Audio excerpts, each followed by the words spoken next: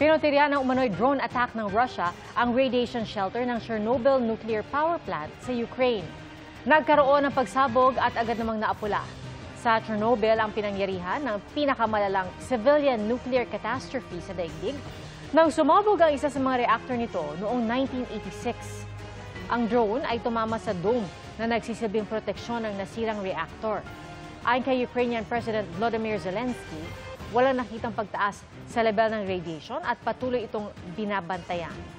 Dagdag niya, Russia lang umano ang bansang gagawa ng ganitong pag-atake na walang pangingimi sa maaaring kahihinatnan nito. Itinanggi na ng Russia na pakana nila ang drone attack.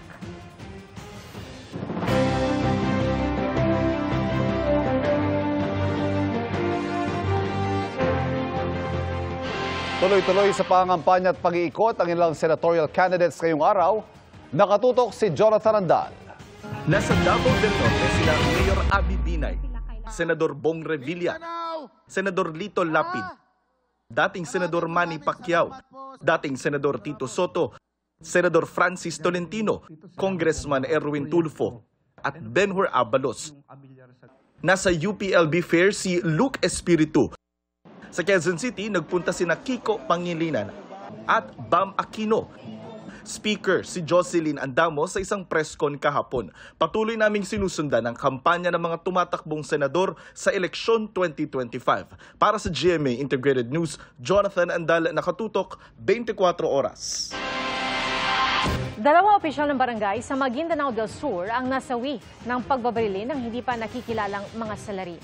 Nanuntok naman ang isang police auxiliary nang mahabol ang lalaking nagnakaw umano sa labas ng isang ospital sa Davao. Nakatutok si Sarah Hilomen Velasco ng GMA Regional TV.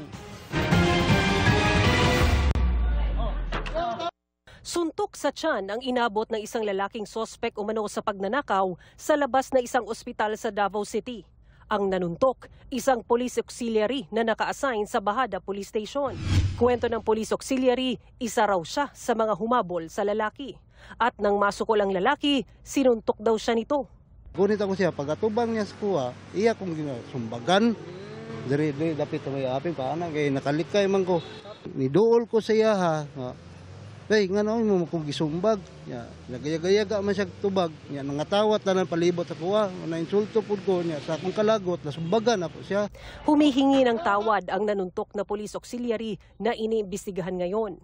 Inaalam din ng pulisya kung bakit di umawat ang dalawang pulis na naroon.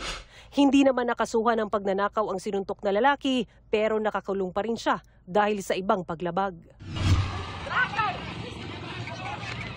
Nakahandusay ang dalawang lalaking yan sa kalsada sa Barangay Kayakaya sa Dato Abdullah Sangki, Maguindanao del Sur. Ang mga dugo ang biktima, kapitan at treasurer ng naturang barangay. Ayon sa pulis, pinagbabaril ang mga biktima ng mga nakasakay ng minivan. Isang kagawa din ang binaril. Na-recover ang 7 basyo ng bala ng baril. Patuloy na tinutugis ang mga salarin at inaalam pa ang motibo sa pamamaril. Para sa GMA Integrated News, Sarah Hilomen Velasco ng GMA Regional TV, nakatutok 24 oras.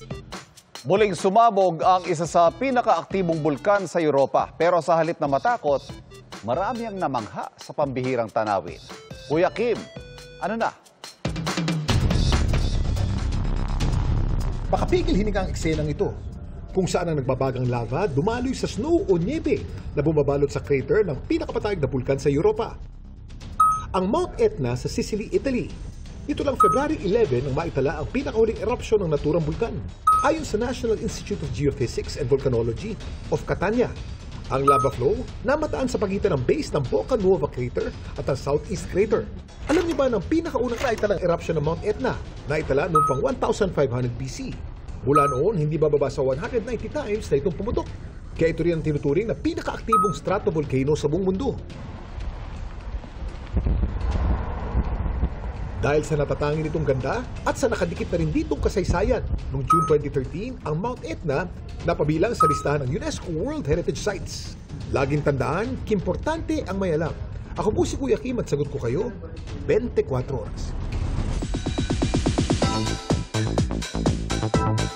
Ilang araw matapos ipalabas sa streaming platform na Netflix, nakuha ng pelikulang Hello, Love Again ang top spot. Nag-top 1 sa top movie sa Netflix Philippines ang pelikula ni Alden Richards at Catherine Bernardo. Ipinalabas ito sa mga sinihan sa Pilipinas noong 2024. Ikinwento sa Hello Love Again ang muling pagkikita ni Ethan at Joy sa Canada matapos magkahiwalay ilang taon sa 2019 blockbuster film na Hello Love Goodbye.